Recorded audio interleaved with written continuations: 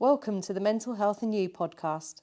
This podcast brings you information and advice from across the Norfolk and Suffolk NHS Foundation Trust, with a range of teams, services and those who use them sharing their experiences and wisdom with us every fortnight.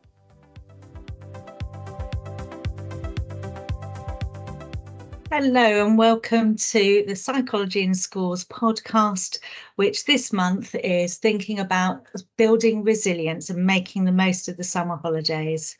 I'm Linda Brindle, a senior psychotherapist. And hi there, I'm Kelsey Odgers, a clinical psychologist. So we're really keen to have a think today around school holidays and wondering about ways in which you as parents and carers can make the most of the summer holiday period when you've perhaps got your children around more, and certainly they haven't got the same rigid activities and routine that happens within a normal school time of year. And so I guess we're really aware that for some people, school holidays can feel great as a family. For others, it can feel a real challenge. And I guess probably for many, it will be a mixture of all of those different feelings. We're also aware that for some families, they can be filled with dread at the thought of the end of the holidays. They might be ready for their children to get back to school, perhaps themselves, but they may not feel that their children are actually going to be very ready to return back to that much more routinized environment for many young people than they would have experienced over the holiday period. So we're doing this podcast to really have a chance just to think together as two clinicians who work with children, young people and families around what we know can be helpful to support our children to build the skills to be able to manage uncertainty, to be able to be more flexible young people who can tolerate change more easily. And thus that's really the focus today, of thinking about building confidence and building resiliency in our young people. So I wonder if I can just ask Kelsey a little bit about what the word resilience really means. Thanks, Linda. Yeah, and I think resilience is often a word that we talk a lot about, isn't it? Or we hear quite a bit, but maybe we don't always have a good definition of what that actually means. And I think it can mean several things. So it can kind of mean that ability to kind of bounce back and really continue to kind of move forward in the face of challenging situations, kind of remaining upright. But I think it's much more than that, and it's not about the kind of absence of emotions, because we know that emotions that we feel, those difficult and more positive emotions, are absolutely part of being human. And resilience is about, if we have resilience, it's about still feeling those emotions, but actually sort of still being able to cope with challenges or difficult things in life, or transitions in life that we know can sometimes feel quite difficult. So we know that kind of being able to kind of build resilience can really buffer some of those challenges that we come up against. Which we know is particularly important in the current climate, when we're all facing perhaps more challenges or difficult things that are coming up for us. Yeah. And I suppose when we think about resilience, it's important to really mention temperament here, and kind of individual differences between all of us, and particularly our young people, because I guess the first key message that we always like to give is absolutely resilience is something that can be nurtured, that can be grown in all of us. And obviously we're going to come to, for the rest of the podcast, think about what parents and carers can do to support their young people. But it's important to kind of mention that, of course, all of our children are born with different temperaments and are starting from a different place when it comes to resilience. So we know that some children can experience quite a moderate challenge and can get back to their baseline, can kind of bounce back quite easily from that. Whereas we know that for other children, for different reasons, can only tolerate kind of more of those smaller doses of challenge and need longer to get back to baseline. So it's just really important that when we think about how can we support this resilience building in our young people, that we take much of a lead as possible from them, because, you know, our young people will show us what's too much for them. And we, of course, as parents and carers, know our young people best. So we know how much we can challenge them and how much support that they might need to do new things, and to support new learning. And I was just thinking there, as you're saying that, Kelsey, about the sort of role of parents in providing that sort of support and secure base for our young people when they are trying out managing things, some of which will feel hard.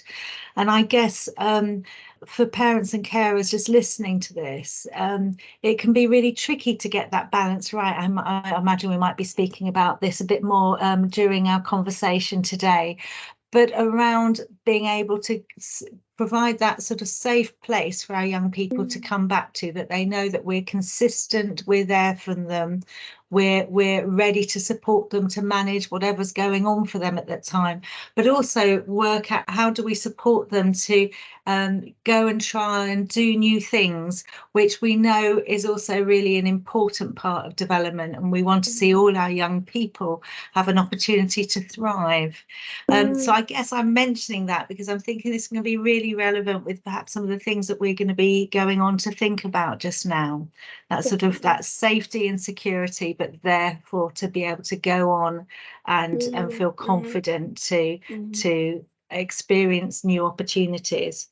Absolutely. And I think you're right. It's really difficult, isn't it, to find that balance. And I think, you know, it's absolutely a learning journey for anyone who's doing that to support a child. And it is about kind of learning and kind of taking the lead as much as possible from our young people, because as we said, they will kind of show us what might feel too much and when they might need a bit more support too. So really kind of thinking about that, Linda, what do we think are some of the really key messages that we want to sort of get across to parents listening in about what they can think about when supporting their young person to build resilience during the summer holidays? Well, I guess it's probably, you know, people are listening to it will be halfway through the holidays by now. And some people might have a mind already on September and going back to school. Other people might be just settled into a very different routine. But I guess what we've touched on there is that the value of our young people having opportunities to try new things and have new experiences to help them to be able to cope with change and difference. And we know that learning to be able to be more flexible helps us to manage in a changing world. And we know that our children will all have had to cope with a lot of change during the last few years with all the big sort of global changes that we've gone through together, but actually supporting our children in a safe, secure environment to also manage small elements of change, ones which are in their control, rather than these global ones that may feel quite out of their control, can really be helpful. So it might be that this holiday you might find that your young person has wanted to try something new, has wanted to go to a holiday club or go somewhere new that they haven't been before. Or it might be that you found that your young person just wants to do their normal things in their normal space. And I guess as parents it's really hard because we need to be respectful for what our child needs, and especially at times when the school time is so managed that it's really nice for young people to have more choice and flexibility where it's possible within the holidays. But I guess what we know can really help is encouragement from parents around whatever your child is wanting to do, just that little bit of push, maybe slightly outside of their comfort zone, that just enough that it does feel a little bit uncomfortable, but trying to get your child to do something if it's going to a new place because they're not so confident around new places, or maybe that push towards that sort of next step of developmental independence, going in and paying for a shop. Obviously we're going to have parents with a whole age range of children on the call, and we need to be thinking about what's that next little step forward that your young person can try, whether it's something very practical, as I said, like walking down to the post box just down the road, or whether it's doing some other activity that your young person perhaps hasn't done before, and trying to support them in a very gradual way to build confidence to do new tasks or try new things within this period. What we know this really makes a difference for is that if we can support our young people to do that in a very managed way, we know that can help build confidence, build self-esteem, build a sense of achievement. And those are really powerful things that can be really helpful for our young person. So it could be doing jobs around the house that maybe they're earning a bit of pocket money for. It could be doing and joining new activities with friends, or it could be doing things with family or the childcare providers. But seeing if there's opportunities to try new things can help our young people to learn that they can manage new things. And that's important in the here and now, but also a really great skill for them in the future. And it reminds me, Linda, of the recent workshop we did around this area, where we had parents joining us, thinking about how they can support their young person to do some of this in the summer holidays. And I think, linking to what you've said, there were some lovely ideas about young people learning to ride a bike for the first time, you know, supporting with different housework tasks around the house, that were new things that young person hadn't done before, giving them a bit more responsibility. And like you say, it's about where your young person's at in terms of their age and stage. But that kind of idea that kind of learning and achievement and success is really fundamental for our children, you know, so they can learn what they're capable of, and they can kind of experience those things. But also kind of the importance too, or how sometimes failure can be a real kind of key thing as well. Because we can learn a lot from when things go wrong. We know that repeated failure isn't so helpful, but having some opportunities to experience when things don't always go to plan, or when things don't always go so well, and being there for our children when that happens, so they can be supported through that, means that, you know, they're kind of developing those skills for life. So if they hit a hurdle in other aspects of their life in the future, they won't feel all as completely lost, and they can kind of recognize with our support that actually we can learn a lot from when things don't go so well, so we can continue to build and learn.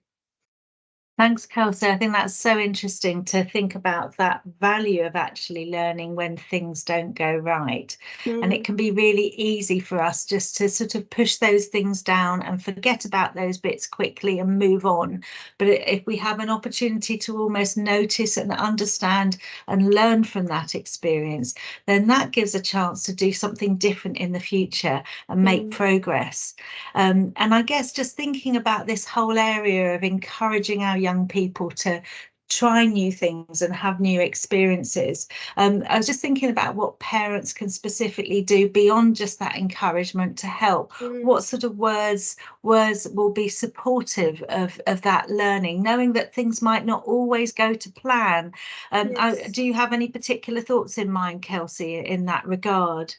In terms of kind of how parents can support when things don't go so well, or how they can think about language. Yeah, absolutely. I think there's something about kind of the power of yet, which is something we talk about quite a lot, with our parents and our young people.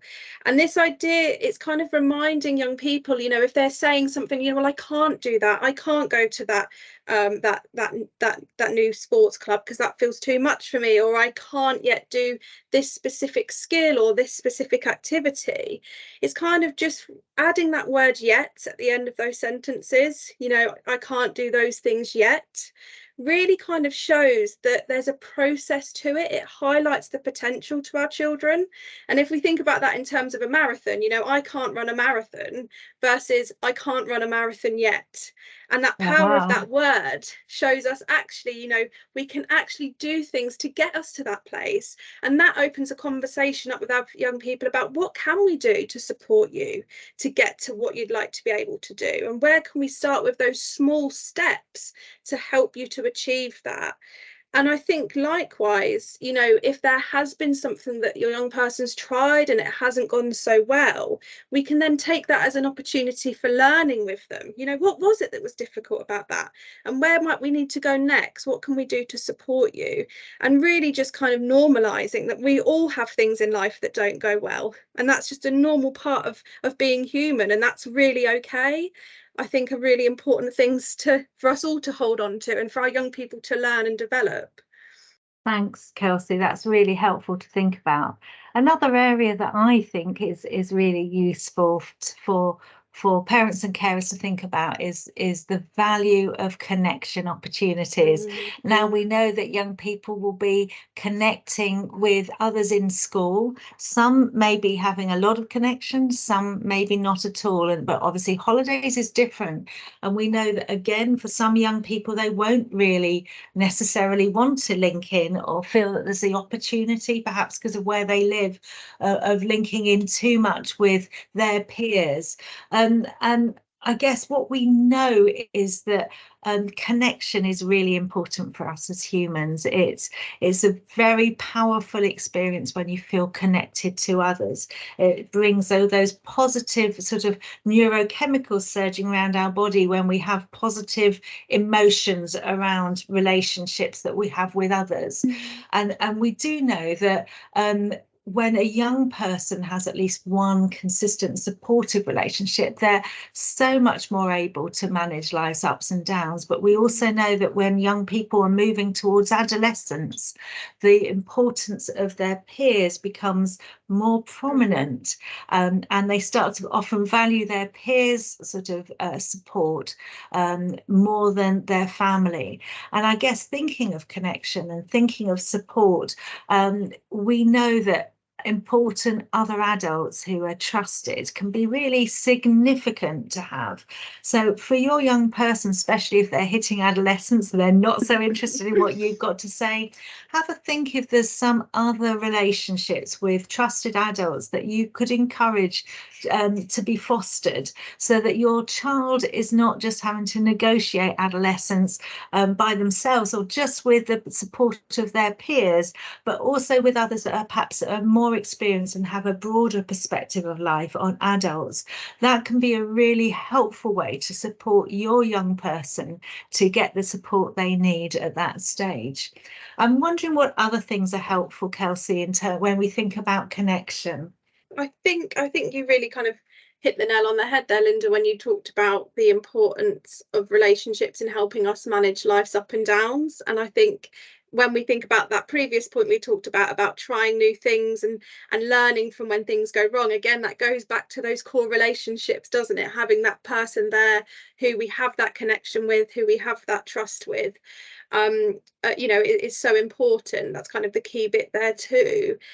And I think the other bit to say, kind of thinking about the summer holidays, and you kind of highlighted this at the start, and we know from many parents that we speak to and carers that often there is that kind of anxiety about going back to school when there's been such a long break during the summer. And we know that, you know, as we said, peers are so important, particularly for those older children, but we know even for those younger ones as well, those peer relationships can be really useful. And I suppose, you know, what I kind of think about with parents and carers is kind of the importance of trying to still support your young person. Again, you might have a lot of involvement in that if you've got a younger child, or less so if you've got an older one. But how can you support your child or think with them about how they can still have that contact with their peer group whilst during the summer holidays? Because that can help that transition back in September feel less of kind of a huge one, I suppose, if they've still been having those connections and those familiar faces. You know, so it might be for those younger ones thinking about play dates with young people in their class, supporting them with maybe out of school or you know, clubs and things like that if you know peers from their school are going there. But also, you know, thinking with your adolescent about who are those key friendships that they have, and is there any way that you can support them to still have that contact with their friends? And that might look, of course, different depending on your young person. Yeah, so it sounds like for where some of you may value family time very strongly, I guess the message is not to neglect those supporting those peer relationship opportunities, and recognizing that can happen both sort of through the social media platform as well as through face-to-face, and maybe a balance of the two may be really beneficial. and especially if you've got a young person that you know struggles with going back to school after the holidays, having opportunities to connect with some of those young people who are also going to be in that space may just ease things a little bit more. So as well as what we talked about to do with new experiences, building confidence can help get back into school, actually reconnecting with people so it doesn't feel like it's such a long time since you've seen people that you don't feel connected, and that isn't that extra pull to have a chance to see them can be really helpful. And perhaps for some other people it will be just actually being in the proximity of the building and doing a little bit of work around that prior to school starting will just help settle those sort of nerves a little bit more, and I guess generally having conversations about what the worries might be and seeing if sometimes giving more information or more information can be found out about maybe the new school or the new school year or the new expectations in their year, if not enough of that happened within any transition that had been planned before the end of this summer term. Those might be other ways in which to support your young person being prepared for going back to school. Absolutely. And I know we wanted to think a little bit about sort of uncertainty as well, Linda, didn't we? So I don't know, what are your thoughts about how kind of tolerating uncertainty links to resilience and the summer holiday period for our young people? Now, uncertainty is a big one, isn't it? And again, going back to what I said just at the beginning, we've all had to manage quite a lot of uncertainty. And I guess it's getting that balance right, isn't it, between what things can we offer to our children, which provides some continuity, consistency, routine that we know can be really helpful for keeping a sense of safety and security and sort of trust or familiarity. Those things we all want, actually, don't we? Very few people just want total uncertainty all the time. It's not a natural state for us, and in fact for our brains have to work incredibly hard when we're faced with new and uncertain things. So really our brain can relax, and it's less tiring for us if we have those sort of regular routines and things.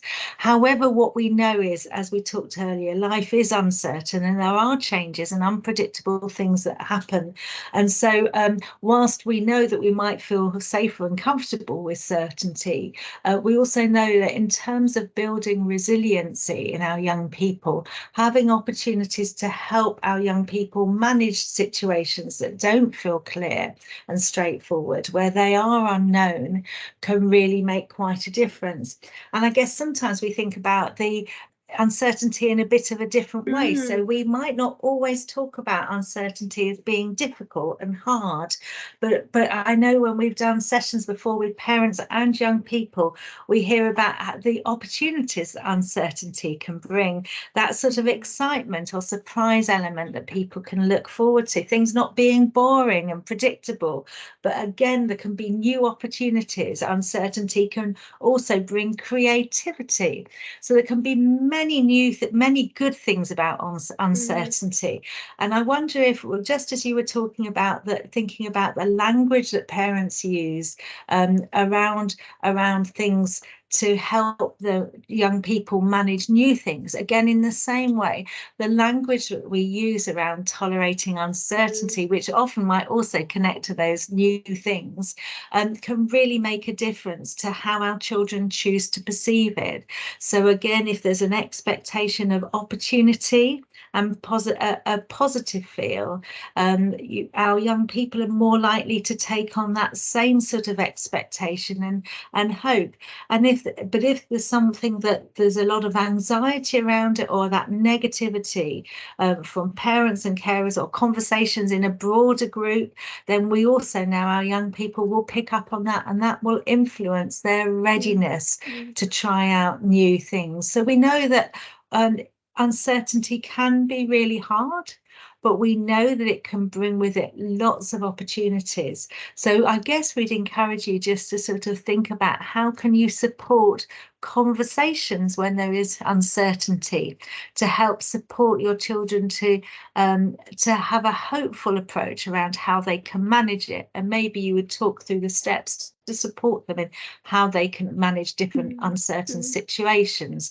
And I guess what we'd encourage is the older your child is moving into adolescence, the more you support them by asking them questions to try and help them to start to work out what they can do themselves. You're there as a support, but getting them to take a lead in thinking, they'll be much more likely to do things where they've had the ideas themselves. And what you're doing then as a parent and carer is actually training up your child to learn to think for themselves about how to cope in uncertain situations. Absolutely. And I think the other key bit to say there, Linda, is about the importance of modelling that as well. So we as parents and carers can find things, and as adults, as all of us, as you say, can find uncertainty really difficult and intolerable at times. So it's about, taking those opportunities when we feel a bit uncertain about things, or we're not sure, about trying them out. And we can do that, in front of our children. We can verbalize, feeling a bit nervous about this because it feels, something new for me, but I'm going to give it a go and see how it goes. And I think those kinds of things, as well as those key messages, those key bits of encouragement we can do for our child, actually modeling that ourselves and showing our children can feel really useful as well. Yeah, and remember, you don't have to do all the modelling yourself. So actually also make the most of thinking about family and friends who can also model that. And if you see someone that really doesn't, and maybe it's granny at home, actually see whether you can have opportunities to change how they manage those situations, so that your child is having an opportunity to see a range of people cope even in difficult situations, because of course we all do have to push ourselves through. I guess at this point I'd just like to sort of talk about how well resourced we are ourselves to be able to do that modelling. And often some of you might be really familiar with the analogy of a bucket, and when we're feeling like we can manage really well and our resources are great, we're doing a good job, we can cope with everything, we might say our bucket is full and it's full of good resources, but then we can get quite depleted at times, and perhaps maybe it's often like the end of term. Many people feel like that. I think the school teachers do at that point, feel depleted and feel like they haven't got much resource left, much more to give. And so there's something that we know, of course, that can be a challenge to put into practice, but we know is so necessary for us to work out what do we need to do for ourselves so we can be in the best position to help support resilience in our children. And so just a little heads up reminder of think about the things that you also need for you, and these aren't I'm not talking about things that cost money, but they are things that involve often you making a bit of time for yourself regularly so that you can do those things, whether it's having space, it's connection with a friend, it's doing some regular exercise, a whole range of different things that can just help you to have a bit of downtime and feel that your bucket can get a bit fuller. Really important. Yeah, absolutely. And I think likewise, when we talked about the importance of connection and relationships for our young people, the same is absolutely true for all of us, and certainly for you guys as parents and carers. It's so important, isn't it, that like you say, we need to kind of fill up our own resource bucket. It makes me think about that kind of oxygen mask analogy, Linda, that we often talk about quite a lot with our parents and families, that idea that we can't put another person's oxygen mask on unless we put our own on first. And there's a really important, it's really important that that's part of the aeroplane brief. And I think the same is true when we think about this. It's about supporting ourselves first, and then using that kind of resource to then support our young people. Yeah, and just thinking about using the school holiday time well for building resilience. Obviously, all those ideas can happen throughout the year, but also really mindful of this time in the year of where some people will already be thinking about moving back to school. And I'm just wondering about any specific tips to help parents feel that they can prepare their young people for that transition to make it as smooth as possible? Because I mean, I remember myself when I was off for the school holidays, going back to work afterwards felt hard for me, you know, so I absolutely get it. When we've had a long gap, it can be hard to go back to things, and for me it felt like actually once I'd got back it was okay and I got into it quite quickly. But we know that different young people will have a very different experience around school anyway, and if school is hard, then after the holiday long breaks especially, it's especially hard to return to. What top tips would it be helpful to share? Yeah, no, and I think absolutely when we think about these top tips, we think about, you know, how this may look different for different children, depending on them, you know, their personalities, their temperaments, their ages and stages, and also different transitions, because we know that for some young people, they might be going to a new class, a new year, which of course is, you know, can be tricky, as you've said. But also for others, they might be going up to high school or maybe changing schools after the summer. So also we know that the transition that young people are experiencing will look different. And the same is true for us as parents within that. So I suppose kind of one of the first top tips we think about is the idea of preparation. And how can we maybe prepare our children for this upcoming change, you know, giving them that sense of the timeline and perhaps a warning about when change is going to happen. And I suppose we know that young people, you know, some like to know, you know, quite ahead of when a change is going to happen and find that really useful. Whereas other parents, you know, listening in will think, well, my child absolutely wouldn't want to know months in advance or weeks in advance. So again, it's just thinking about the timing of communicating that change with your young person based on what you know about them. And really kind of giving them an opportunity to ask questions, you know, about that change, addressing kind of their understanding, addressing any misunderstandings that they might have. Just to kind of, they might have worries as well, mightn't they? Yes, that maybe they will struggle to express. Yes, yeah. So it's about kind of paying attention to our young people, isn't it? And knowing them and knowing, you know, they might absolutely, like you say, express some of those worries, and we can have a chance to think about some of those things with them. But likewise, if we notice a change in behaviour for our young person, notice other ways that they might be communicating that worry or anxiety with us, can be really useful in giving that space to allow some of those feelings, and allow some of that time to talk about that transition, and thinking with them about, you know, what do they need to help them prepare and what they can control within that. So they might not be able to control, for example, the class they're going up into or the high school perhaps they're changing to, but are there any other things that they could control? You know, could they pick their new school shoes or think about what's going to be in their lunchbox, or, you know, all of those things that we think, you know, young people can have a say in, can have some control over, are also going to be really key here, because we know that, you know, for some, tolerating that uncertainty when lots of things feel quite new can feel quite difficult. So it's a bit about, you know, what is in their control, what is familiar to them, and are there things we can think about in terms of our routine as we come towards the end of the summer holidays that can help, you know, help them kind of get back into that school routine more gradually, and help bits of that school routine feel more familiar to them. No, that sounds really helpful, and it was just making me think about actually those last couple of days before school started, and and I was just thinking about those children that are really very anxious. That we know that teachers go into school first, and that children aren't invited into school on those days where the teachers are preparing for the new school year. But I think maybe it's just really important to note that if you think your child is just really going to struggle to even get near the school gate, then you could perhaps do a little bit of practice of going out and getting ready, or having the bag packed ready. So you're trying to do the preparation and reduce as much anxiety as you can in advance to make it easier for that day. And for some of you, you might think it's great if they can also go with their friends, or if a friend comes to call, because that can again be that extra push that you're not just trying to leave them to go independently, and they'll manage a bit better if they can walk with someone else.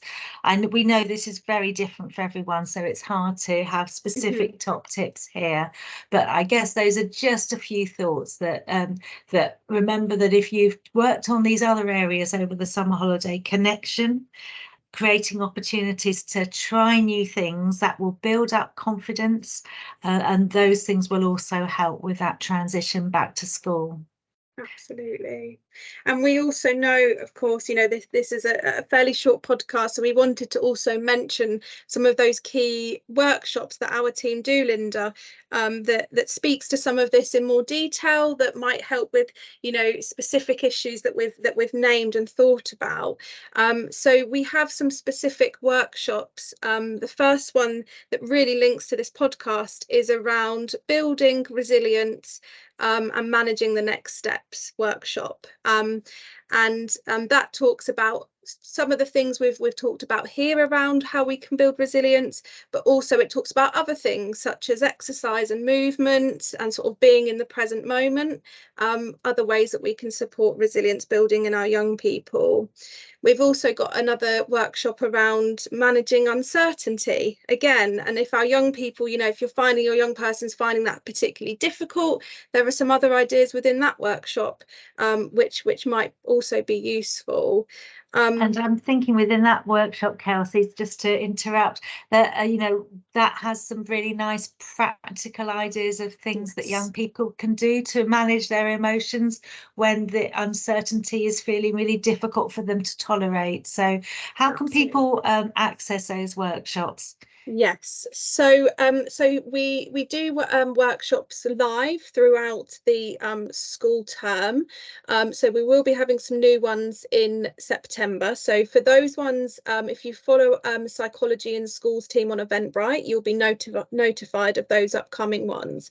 But I guess I'm thinking about how can you access those previous recordings now, because they are all absolutely available. So if you go to the NSFT YouTube channel, and click on the children and young people part of that channel, you will find all of our team's workshops, including the one on building resilience and uncertainty, as well as a whole host of things. So we do them on various mental health and wellbeing topics. So I'd absolutely encourage you to watch the ones that feel relevant to you and your young people.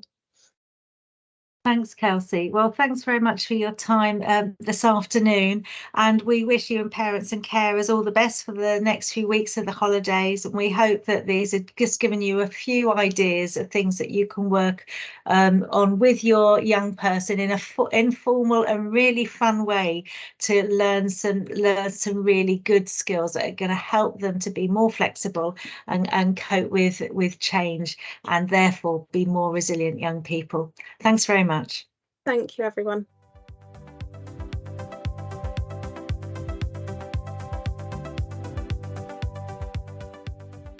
Thanks for listening. Please subscribe to make sure you don't miss a future episode. Let us know what you thought of this episode by reaching out on social media. If you haven't already, listen back to previous episodes to hear some of the best mental health advice for you.